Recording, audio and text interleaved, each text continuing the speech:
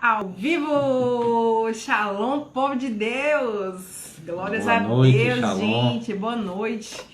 Estamos ao vivo para mais um culto Jovens no Altar. Amém? Amém. Já temos aí Fabi. Shalom, Fabi! Oi, Fabiane. Agora estamos ao vivo! A gente vai ficar devendo um monte de bala a Fabiane, que ela Tá sempre é vendo? a primeira. Mas eu já tenho outra coisa para presentear ela. Esses dias eu vou preparar e vou mandar lá na casa dela. Érica, shalom, meu amor! Érica Rodrigues. Gente... Esse 19 a idade é Érica. Ai, ai. Gente, hoje é culto dos jovens, nosso assunto, sacerdote. Estamos finalizando o nosso assunto já praticamente. Então, chama todo mundo, clica aí na setinha, no aviãozinho e envia agora aí rapidinho esse Facebook, esse Instagram, essa live para todo mundo. Miralda José! Se eu rodar a câmera, eu vou ver José aqui. Só na... Então chama todo mundo, que hoje a gente está praticamente encerrando o nosso estudo sobre sacerdote. Estaremos com o Nelson novamente aqui com a gente hoje. Daqui um pedacinho a gente vai estar chamando ele. Então não deixem de chamar o pessoal. É muito importante. Agora, sobre sacerdócio, a gente só vai ver no nosso seminário, que a gente ainda está confirmando a data, certo? Ou seja, live com o tema sacerdócio, essa é a última. Sacerdócio agora só no nosso seminário. Então, não perde tempo, chama todo mundo para todo mundo aprender. Amém? Amém. Lembrando que a gente está com as nossas lives, certo? Nos sábados intercalados do culto, ou seja, no segundo, no quarto, e esse mês a gente também vai ter no quinto sábado, porque a gente tem 5 sábados esse mês, a nossa live, onde a gente está estudando sobre os dons do Espírito Santo. O último sábado já foi incrível, foi maravilhoso, a gente aprendeu um monte, já podemos estar orando pelas pessoas e estudar sobre o Espírito Santo é maravilhoso, não é verdade? Então também não deixem de estar acompanhando a gente nessas lives sobre esse estudo maravilhoso sobre o Espírito Santo, que eu tenho certeza que vai edificar muito cada um de vocês, amém? Bora chamando aí todo mundo, eu vou abrir aqui a palavra. Hoje eu vou compartilhar algumas coisas que o Senhor me falou, né? Hoje eu já acordei com o Senhor falando comigo. Uma palavra linda, uma palavra maravilhosa. A gente aqui também vai estar chamando e convidando o pessoal. Uma palavra linda que o Senhor hoje já me acordou com ela na cabeça. E depois ainda confirmou mais adiante, quando eu estava me conectando com ele para o culto de hoje. Porque ele faz assim, na verdade. Então a gente vai estar abrindo hoje em 1 Coríntios 2:9. Amém? Aqui a gente não precisa dar tempo para ninguém abrir, né? Mas não deixem de, se você tiver uma Bíblia, fácil de você pegar a Bíblia e abrir, né? É o que eu tenho chamado a atenção de todo mundo. A Bíblia, a palavra, né? O verbo que se fez carne. Então, quando a gente está estudando a Bíblia, é o próprio Cristo ali. E o Espírito Santo, ele vai abrindo os nossos olhos e vai iluminando. Amém? Então vamos lá. 1 Coríntios 2:9. Eu vou falar rapidinho que Nelson já chegou. Shalom, Nelson.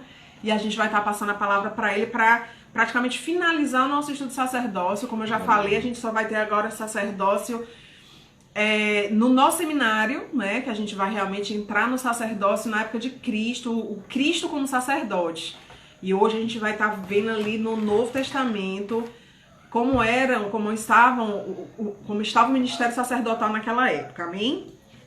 1 Coríntios 2:9, alguém coloca aí para o pessoal que foi entrando depois não perder, porque é uma palavra maravilhosa.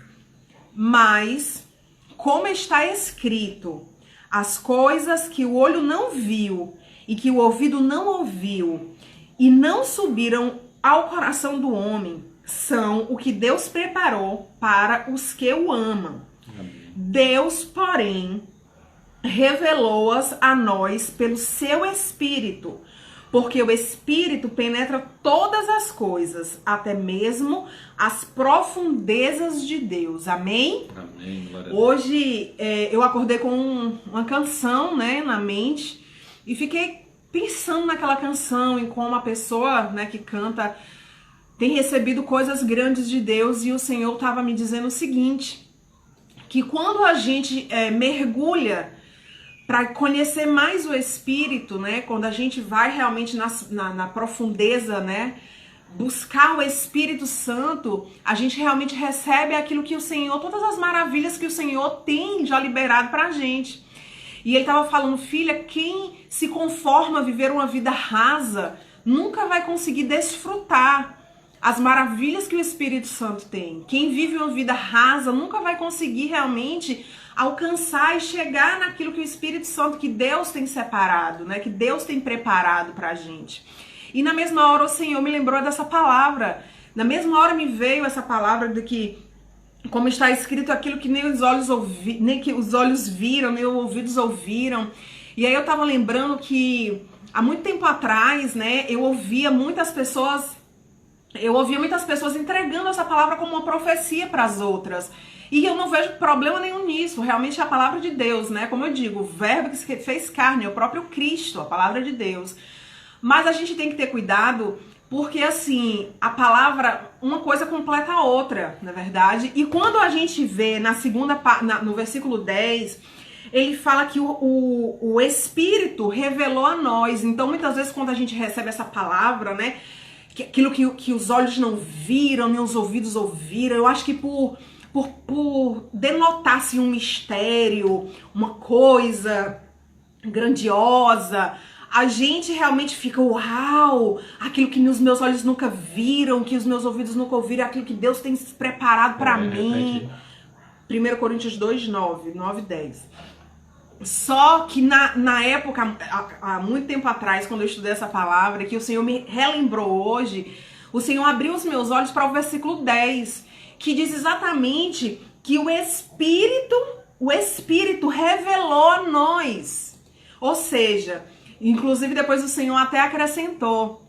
O Senhor estava dizendo que apenas saber que existem coisas grandes para nós é viver no raso. Apenas a gente saber que existem coisas que os olhos não viram e nem os ouvidos ouviram e que nem chegou ao entendimento do homem é viver no raso. Quando nós mergulhamos no raso, quando nós mergulhamos no profundo, né, nós mergulhamos nas profundezas para buscar o Espírito, essas coisas elas nos são reveladas, essas coisas elas chegam até a gente. Então assim, vamos sair do nosso raso, vamos sair desse lugar de comodismo e vamos mergulhar nas profundezas do Espírito, porque é lá onde a gente vai encontrar essas coisas grandes. O Senhor quer revelar pra gente através do Espírito Santo. E muitas vezes a gente fica ali, uau, as coisas que os olhos não viram é o que Deus tem preparado para nós. Mas se você não for buscar revelação disso, você vai continuar vivendo uma vida rasa. Então vamos mergulhar com o Espírito Santo nas águas profundas, como a gente tem chamado esses dias, e vamos aproveitar o melhor de Deus, amém? Amém. Glória a Deus. Só uma coisinha, o pastor Arlindo esses dias se confundiu todo também com o nome de Jamile e Milena, que eu tava assistindo. Não, mas ele se confundiu todo também, tá vendo que não sou eu? Ele ainda falou e voltou, eu tava assistindo o culto, eu vi, viu? Jamile, Flavinho, Maíra, todo mundo que chegou depois, sejam bem-vindos. Lembrando para vocês que chegaram agora, o nosso estudo sobre sacerdócio.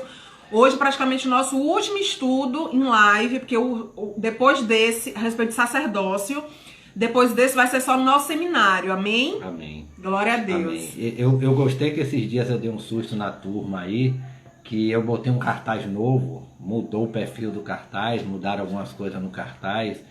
E aí eu perguntei se o pessoal tinha notado o que é que tinha de novidade. Aí o pessoal já tá dizendo, é o culto que vai voltar presencial, é o culto que eu fiz, não, calma. Calma. Não vi isso não. Pô, o pessoal ficou tudo já assustado que era o culto presencial, assustado no bom sentido que eu tô falando.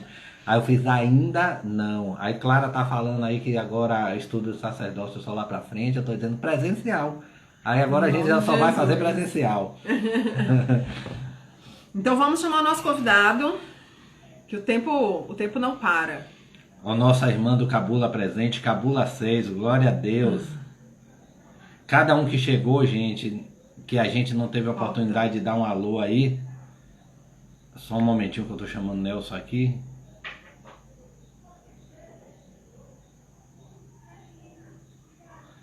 Cadê aqui?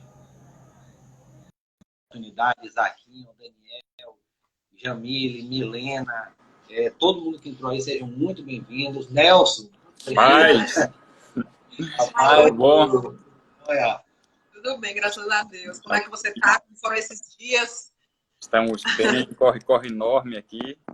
A demanda é enorme aqui, não é nem de trabalho, é de Miguel mesmo.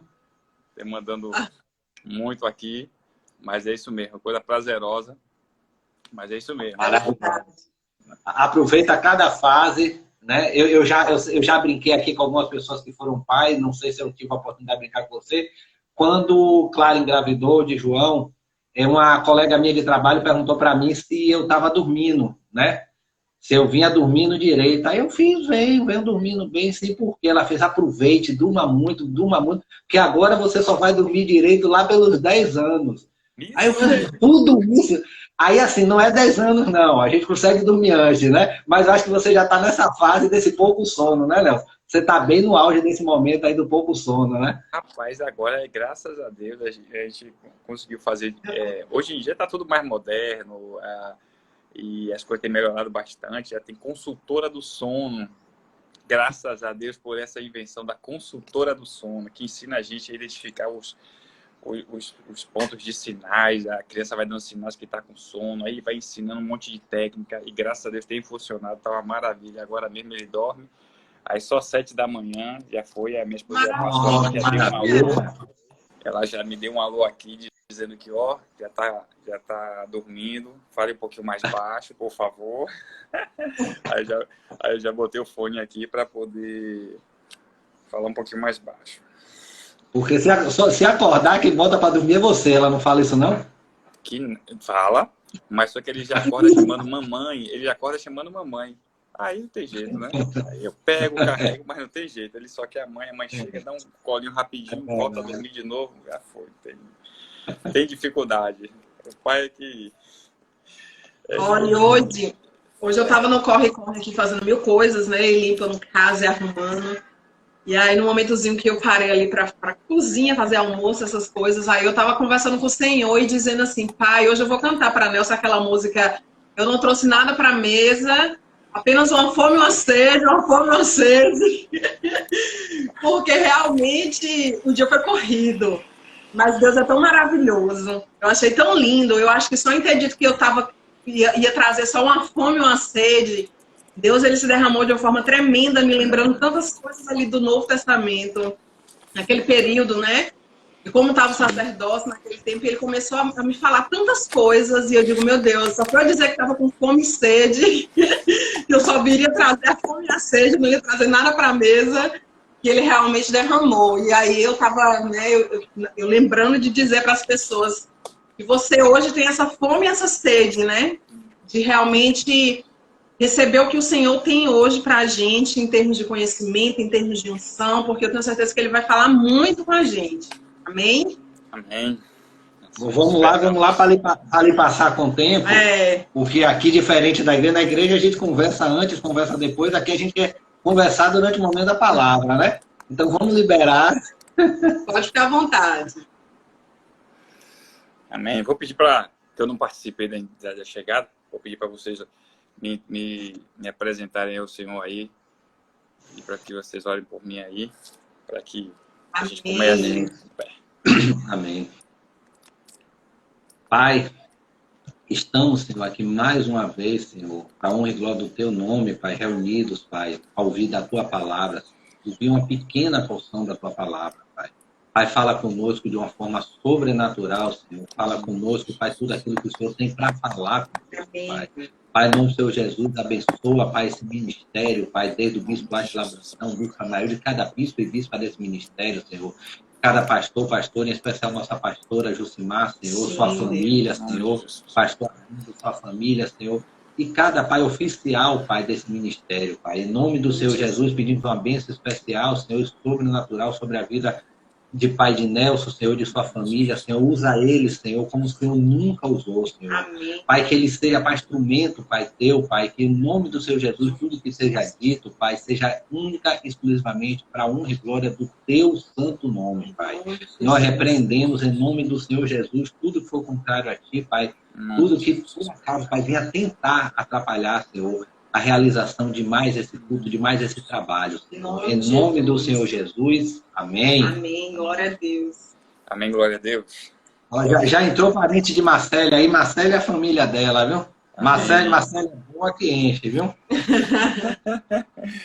Glória a Deus. Pessoal, dando continuidade, né, a esse estudo, né, que já vem se desenrolando aí por vários sábados, né? Eu creio que não ficou limitado aos sábados. Acho que cada um que tem aí procurado se inquietar em relação ao sacerdócio já vem estudando. A gente já abordou algumas coisas a respeito do sacerdócio na Antiga Aliança, né? E hoje nós vamos ver esses desdobramentos, né, do sacerdócio e outras coisas na Nova Aliança, né, como ele é recepcionado. Então, a gente já falou um pouquinho de como é que as coisas estavam se desenvolvendo na Antiga Aliança, né, o período ali, finalzinho, né, dos livros que vão abordar o finalzinho das coisas que estão acontecendo no Novo Testamento. E a gente dá um salto para o Novo Testamento, já com a estrutura, né, totalmente montada, várias figuras, vários personagens novos, né, que era um pouco estranho à Antiga Aliança, e eles aparecem nesse cenário dividindo o espaço junto com os sacerdotes, e aí é o cenário que vai se desenrolar todo o Novo Testamento. Então, o cenário que vai se desenrolar todo o Novo Testamento é um cenário que a gente já falou que foi um cenário altamente preparado por Deus para a manifestação do Filho dele, Então, nós vamos notar que existe um preparo, né? Quando a gente fala de que quando a Bíblia vai trazer, né, vai abordar sobre a plenitude dos tempos, que Deus tinha revelado a manifestação do seu Filho na plenitude dos tempos, de quando as coisas estivessem preparadas, quando as coisas estivessem completas, o tempo estivesse completo. Então aí Jesus aparece nessa plenitude dos tempos. Essa plenitude dos tempos, ela é formada de muita coisa, desde a profecia da profecia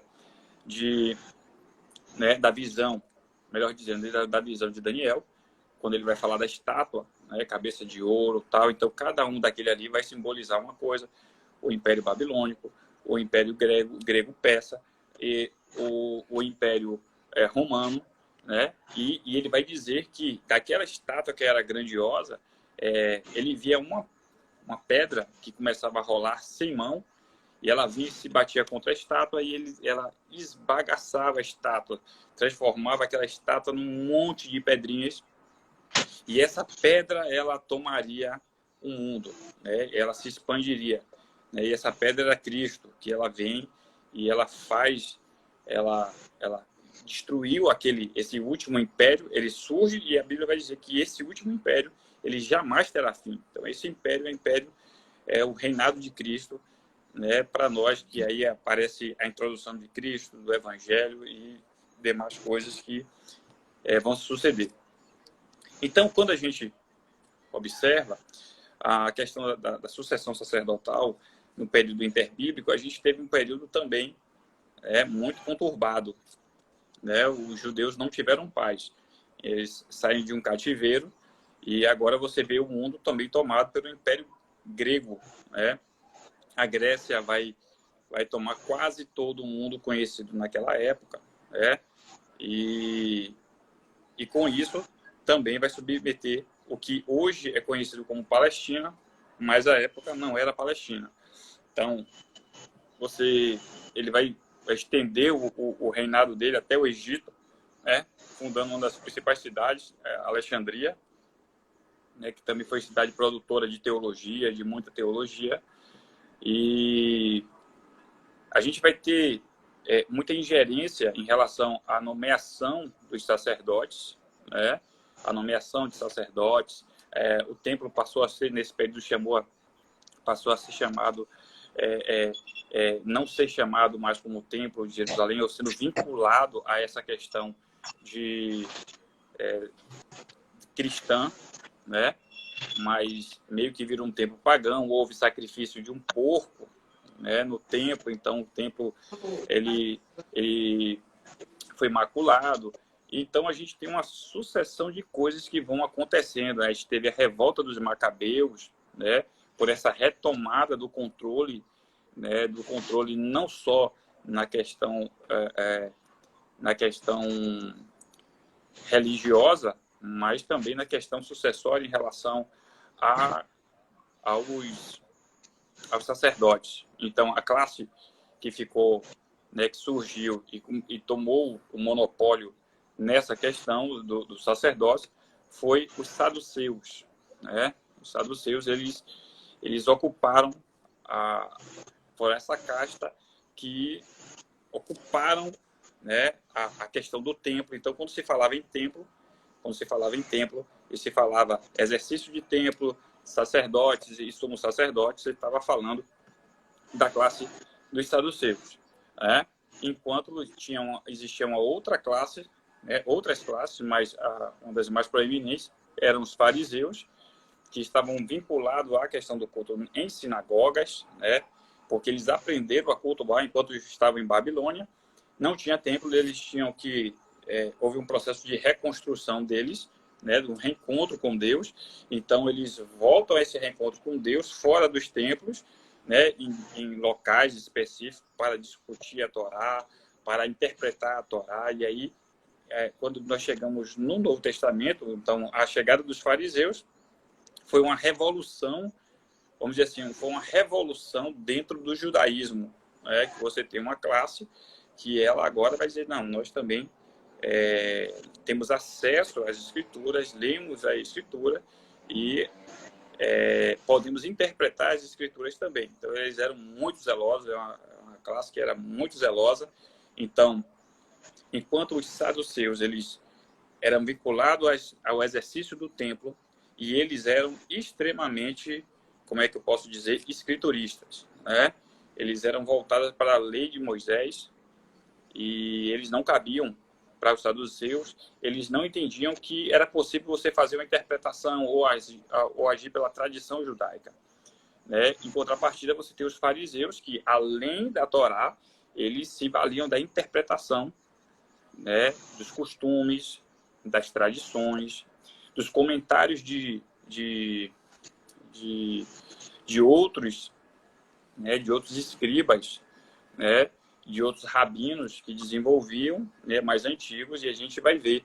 Então, eles vão ser os primeiros a citar a teologia rabínica, vai ser a primeira a fazer estudo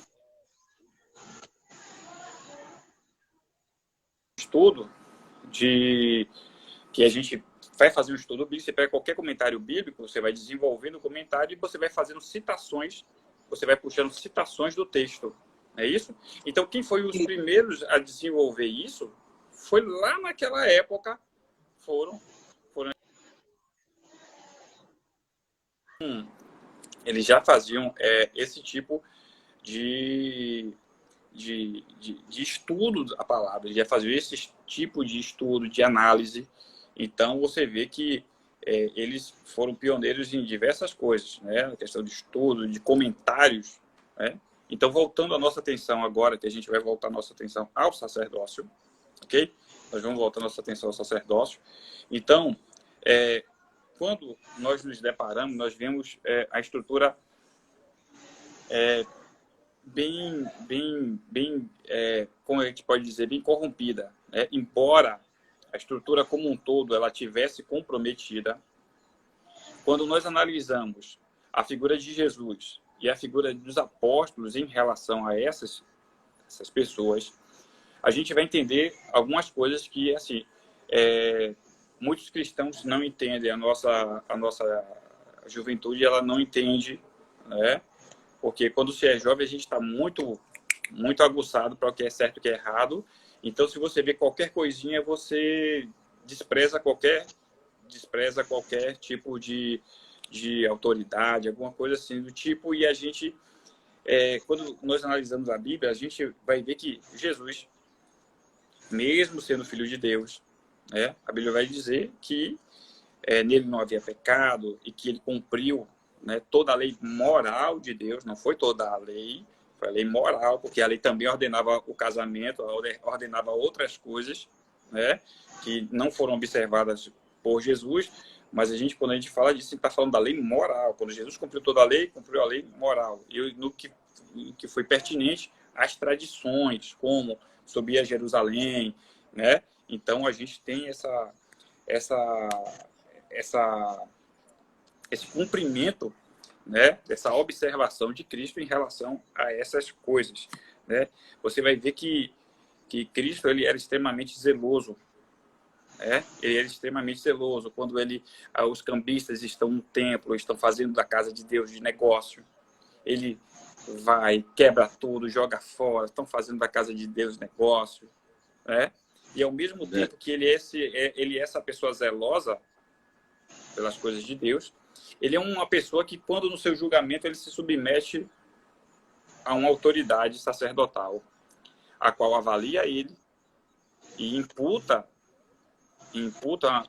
mesmo que erroneamente, uma conduta a Jesus, e Jesus é levado, né? E Jesus é levado para a cruz mediante a acusação, né, daquele, vamos dizer, daquele tribunal que foi feito, né, daquele tribunal que foi feito. Você vai ver que os representantes de Roma, eles nada fizeram, eles não acharam erro algum nele, mas as acusações foram feitas pelos próprios sacerdotes, né? Mas não houve essa oposição de Jesus quanto a eles. É interessante quando a gente analisa, Jorge, a passagem de Atos 23, mais ou menos versículo 3, o que é que ele vai falar? Paulo está fazendo um discurso e aí chega o sumo sacerdote, né? Não se agrada do que é que está acontecendo, e o sumo sacerdote ordena que firam a Paulo, que vão lá e firam a Paulo. E aí Paulo vai, todo inflamado, vai dizer: Deus te ferirá a parede branqueada.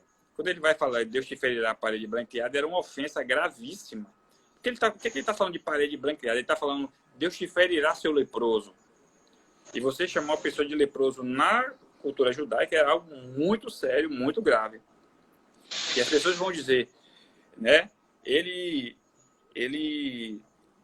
que Paulo tinha blasfemado contra o sumo sacerdote. E aí, quando Paulo vê que é sumo sacerdote, Paulo falou: não, eu não sabia que era o sumo sacerdote. Provavelmente o sumo sacerdote não estava vestido com as roupas caracterizadas que era o sumo sacerdote. E aí Paulo vai dizer: porque está escrito, né, não falarás mal do chefe do teu povo. Não falarás mal do chefe do seu povo. Ao mesmo tempo que ele vê que o sumo sacerdote está com a conduta que não é condizente, né, que não é verídica, que não é fidedigna até mesmo a cultura judaica, a palavra, a Torá, ele vai lá e faz assim: não, mas também esta mesma lei requer de mim, né, que eu também tenho um comportamento perante essa autoridade, que é não falar mal do líder do meu povo.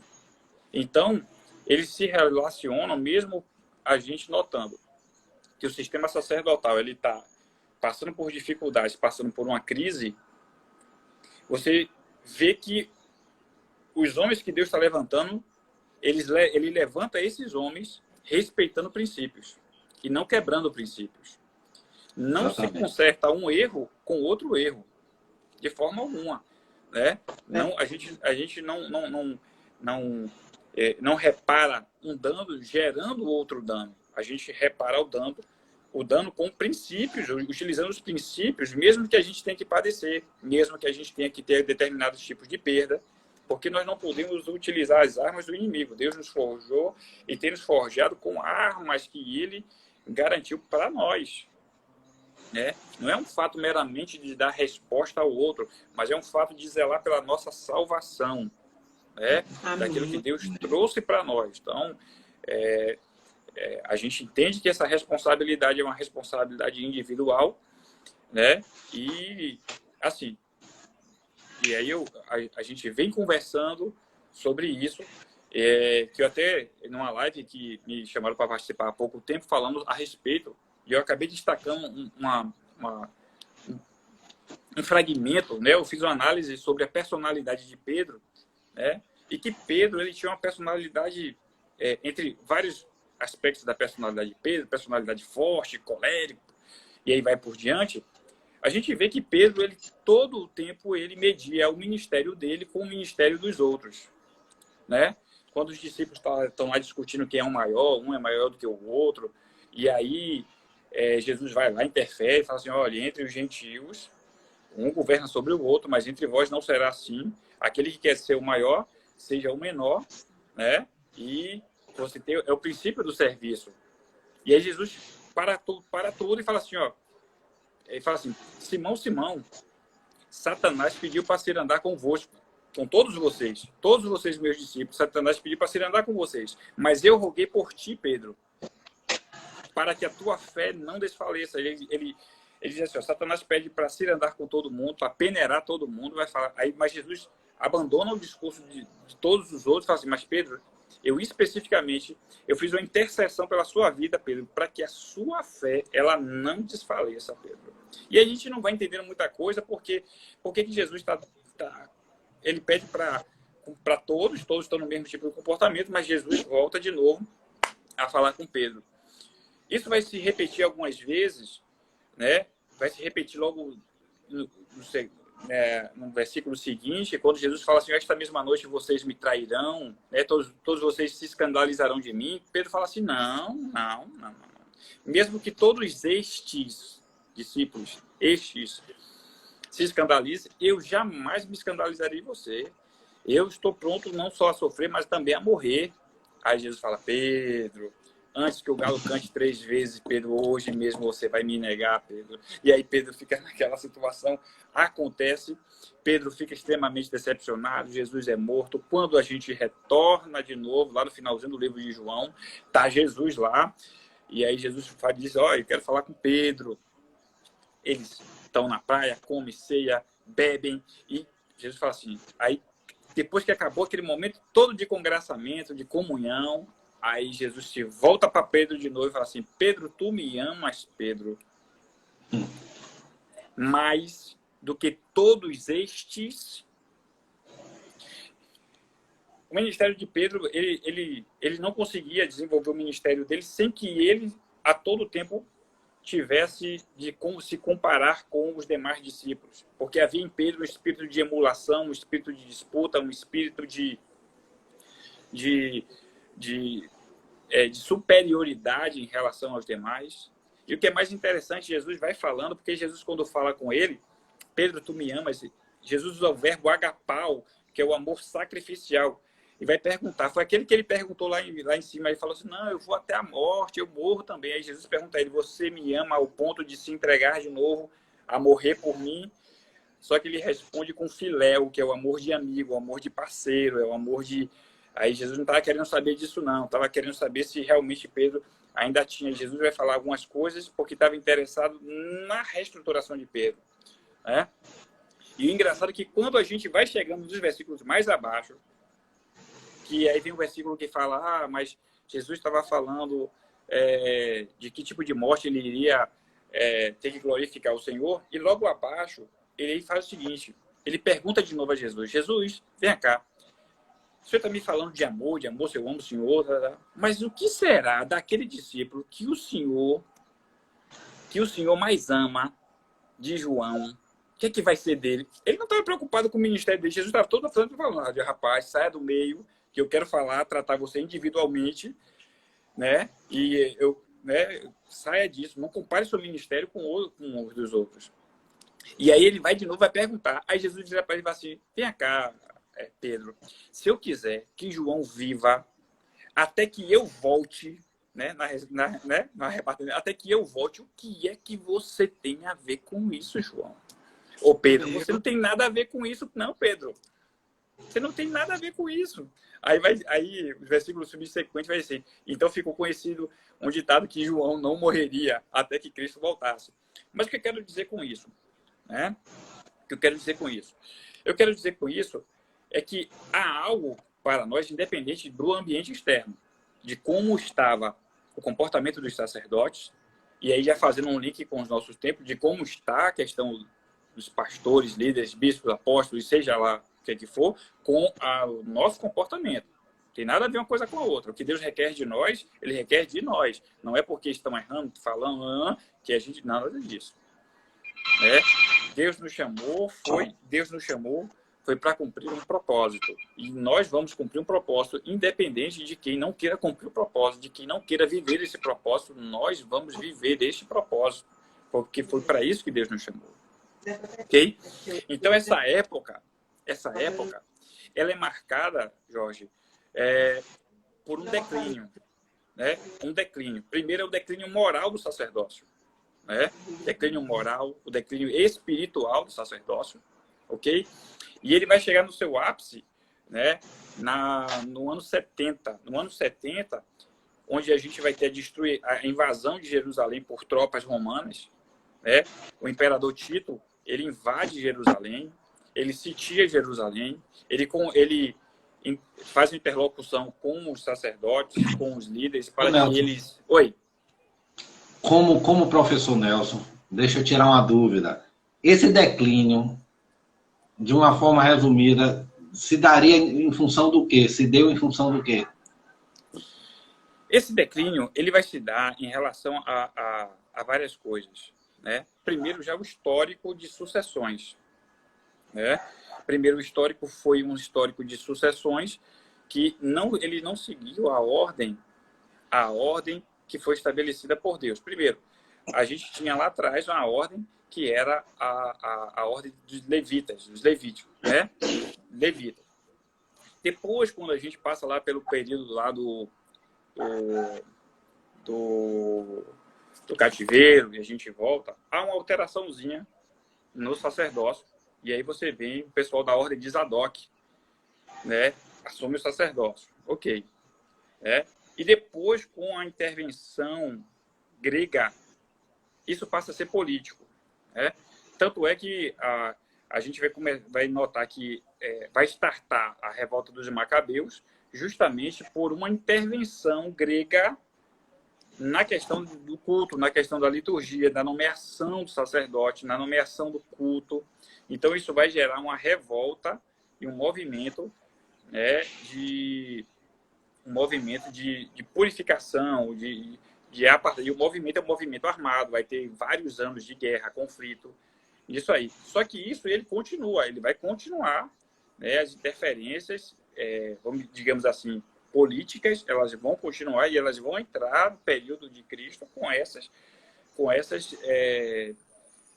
ingerências. Embora eles pratiquem atos, embora muitos dos sacerdotes tivessem praticado atos cristãos, isso não quer dizer, vamos dizer assim, não é cristãos, mas ligado à cultura judaica, isso não quer dizer que eles não tivessem a mão do império em determinado tipo de coisas. E aí a gente vai ver a permissividade entrando. Você vai ver enquanto as questões perdendo a simbologia. Jesus vai entrar no templo e vai quebrar tudo, porque estão fazendo... os cambistas já estavam lá, a casa do Senhor era santa.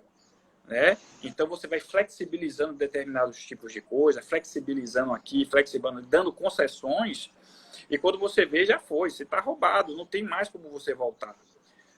Porque há um desencadeamento. E aí eu brincava até com uns certos amigos meus, que eles diziam assim, rapaz, parece que em determinadas igrejas tem um negócio de um demônio que fala assim, que o nome do demônio não tem nada a ver.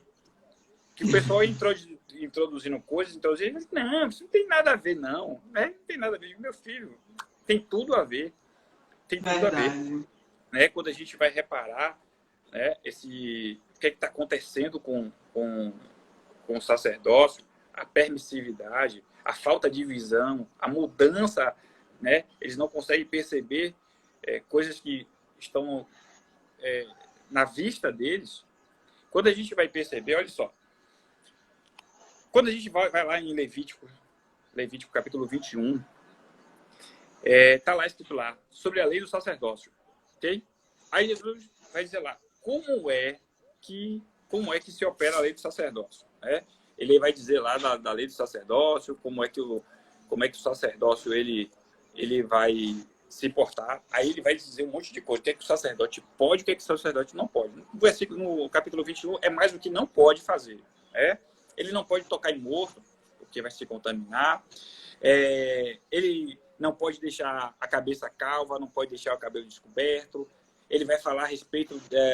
ele não pode tomar por mulher prostituta ou mulher desonrada, nem tomar a mulher repudiada, do seu marido.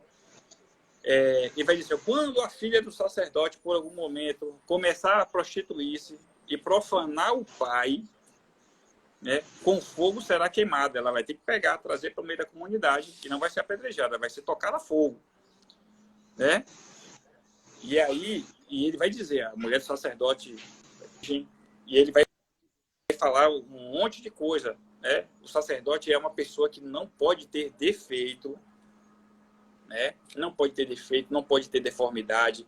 Aí ele vai falar um monte de coisa, não pode ser anão, não pode ser isso, não pode ser manco, não pode ser cego.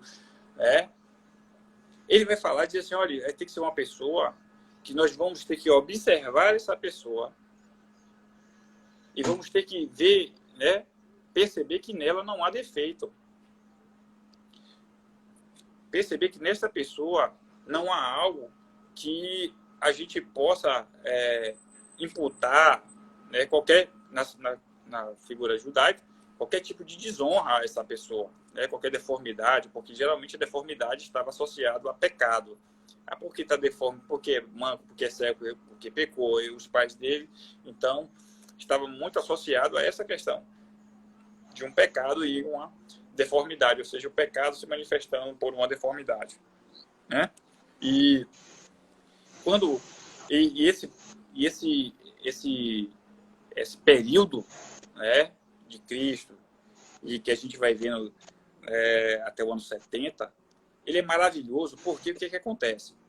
Embora a gente olhe para os nossos dias e a gente veja assim, poxa, o evangelho está dessa maneira, não está muito legal, muitas igrejas acontecendo uma coisa e outra, nós vemos outras igrejas crescendo a todo vapor, Deus abençoando, ministério crescendo, pessoas sendo abençoadas, pessoas sendo edificadas na fé.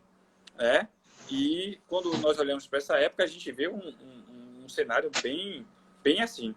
A gente vê a questão dos saduceus, a questão dos saduceus em relação à questão do templo, o ensinamento, as coisas que estavam acontecendo, e nós vimos a igreja cristã nascendo.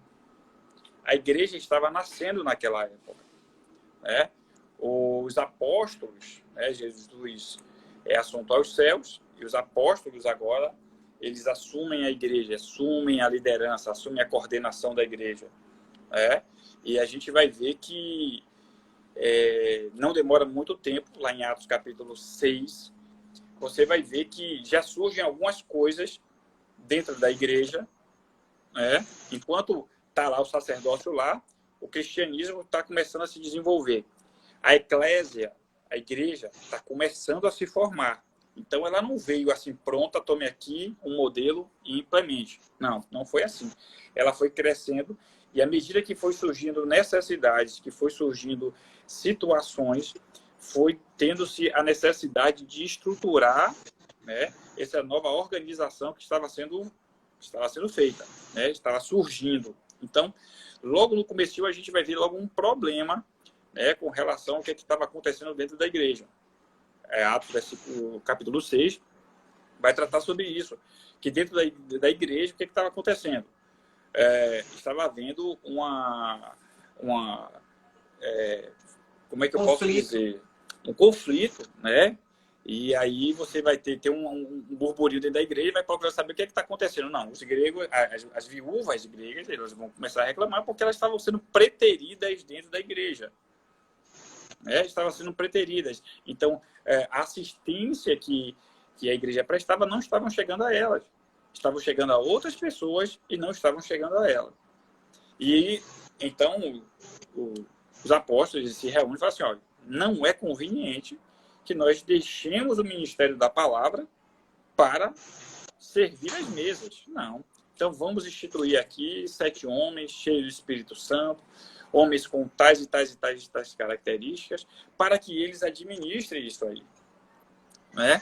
E aí você tem a instituição dos diáconos. Você tem a instituição dos diáconos, e assim a gente pode dizer em alto nível, né? Você tem Estevão, você tem Filipe, né? Que mesmo você tendo ali a questão do serviço, você vê que eram homens altamente cheios da presença de Deus, altamente usados por Deus, testificavam, testemunhavam. Estevão, de uma palavra muito eloquente, né? O discurso de Estevão foi um discurso, né, muito bem feito, não deixa nada a desejar as outras figuras de liderança, né? Então a gente vai vendo que eram homens altamente capacitados para estar à frente da obra. Então ele levanta, os diáconos, ele levanta para fazer essa administração destes serviços, né? E em primeira mão, para combater injustiças dentro da igreja, né? Administrar as formas, ser um fiscal dentro da igreja, administrar recursos dentro da igreja. Ele vai falar a respeito dos negócios, né?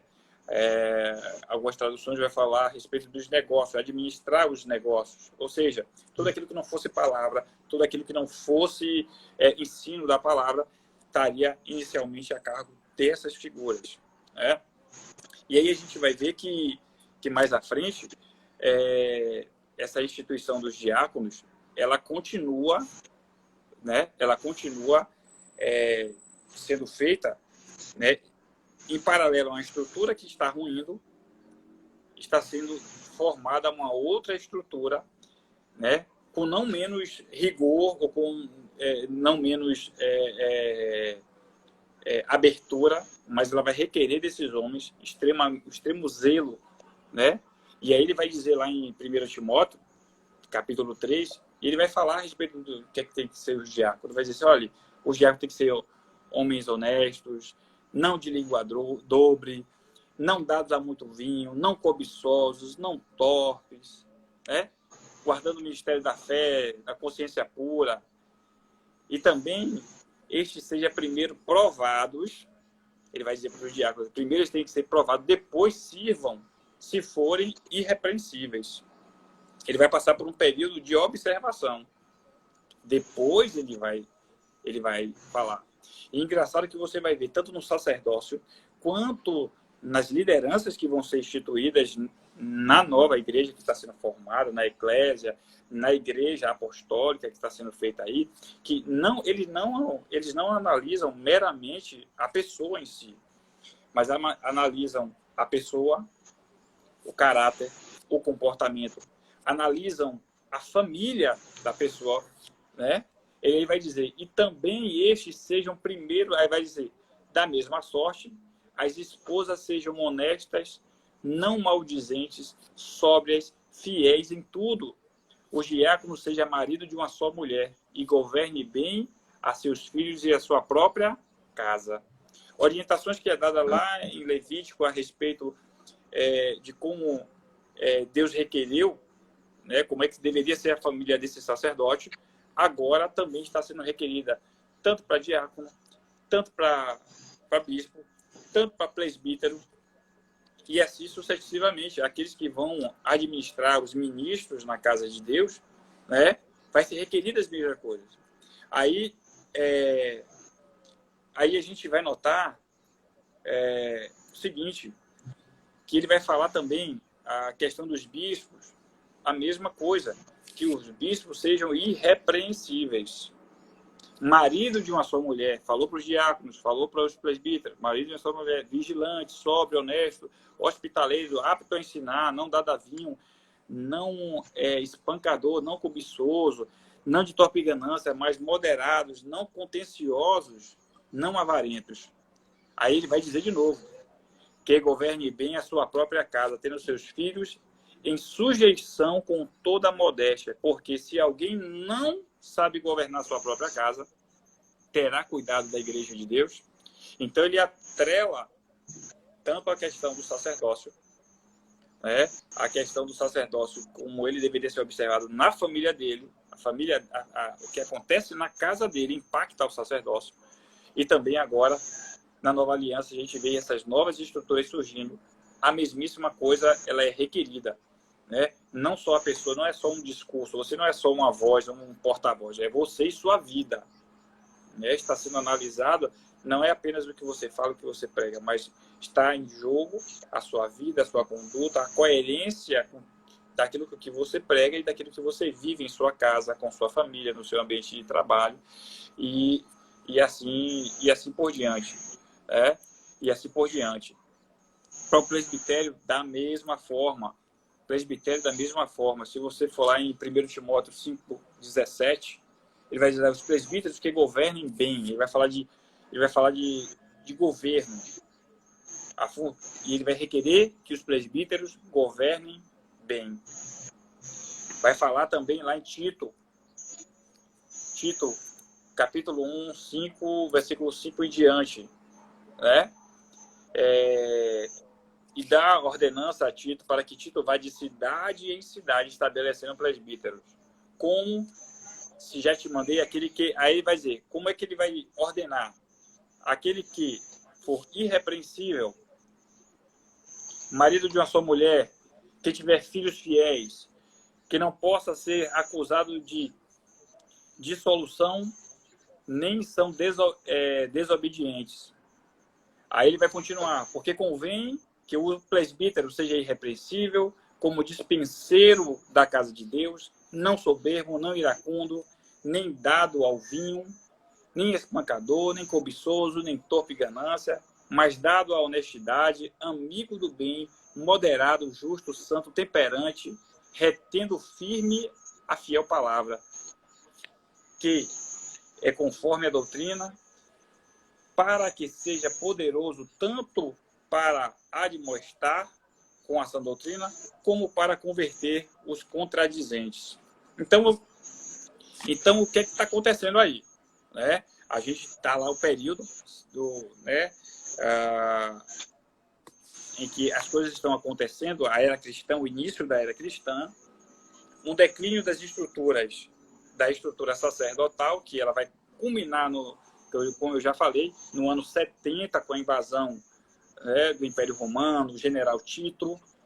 E aí, quando o Templo de Jerusalém ele é destruído pelo general Tito, né, e muitos líderes se recusam a sair, eles são mortos dentro do templo mesmo, e acaba com tudo. E foi um massacre. E o que a gente tem ali? Ali a gente tem a extinção, né? A gente não ouve mais falar na classe dos saduceus. Ali termina os saduceus, porque os saduceus eles não admitiam a vida fora do templo. O templo para o saduceu era tudo. A leitura da Torá tinha que ser feita no templo, os ensinos tinham que ter sido no templo. Então eles eram responsáveis por tudo que acontecia no templo. Então, quando o templo é destruído, não tem mais significado, porque tudo para eles que fazia significado era o templo. Então, você não tem mais. Aí se encerra, né, os sacrifícios. Né? Aí se encerram os sacrifícios. Aí se encerra muitas coisas. Por um período se encerra as peregrinações a Jerusalém. Né? Se encerra o período das peregrinações a Jerusalém. E você vai ter que... Você não vai ouvir mais falar de saduceus. Né? Você não ouve mais falar de saduceus na história. Você veio falar, continua a falar agora da teologia rabínica. Você vai falar agora dos rabinos, que vêm lá dos fariseus. Por quê? Porque eles já, desde antes, concebiam a sua vida fora dos limites do Templo de Jerusalém. Então, para eles, né, ter templo ou não importava, porque eles já tinham esse contato com a Torá, com o ensinamento, a questão do ensino, desde antes, né? Desde o período lá pós-babilônico, que eles começaram a aprender, a desenvolver. O povo teve acesso lá com Esdras, né? Agora o que era privativo começa a ser ensinado ao povo. Então o povo tem acesso agora né? O povo tem acesso agora a esse ensinamento, né? Então, a gente vai notando, né, como é que as coisas nesse período elas ficaram. Então, daí nasce o termo Palestina, né? O imperador expulsa os judeus, né? Expulsa os judeus de Jerusalém, e ele coloca o nome daquela região Palestina. Há um grande êxodo dos judeus, e é uma perseguição aos judeus de fato, uma perseguição. Antes, os judeus perseguiam os cristãos. Agora vem o Império Romano e persegue tanto os judeus quanto os cristãos. Então está todo mundo agora no mesmo barco da perseguição. Então, e há um grande êxodo, né, dos judeus. E aí essa região é batizada de Palestina, que quer dizer terra de filisteus. É uma afronta, né? Os filisteus foi o povo que sempre teve atrito, rixa, problemas, né? A gente vai ver lá o reinado de Saul, de Davi, quantos embates, né, ferrenhos entre os filisteus e a terra aqui. Agora a gente vai batizar essa terra de Palestina, terra de judeu, como uma ofensa, né, como um agravo ao comportamento do judeu.